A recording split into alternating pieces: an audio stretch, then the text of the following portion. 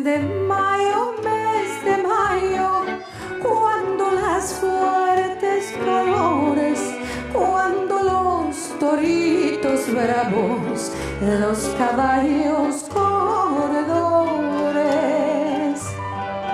cuando las cebadas llegan y el trigo prende colores, cuando los enamorados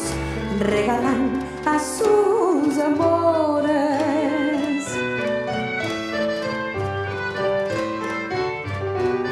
Unos les regalan lirios y otros les regalan flores, pero yo, triste de mí, me encuentro en estas prisiones, que no sé cuándo es de día y no sé cuándo es de noche, si no es por un pajarico que canta desde la torre.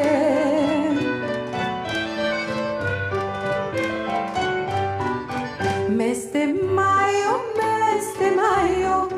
cuando las fuertes calores, cuando los enamorados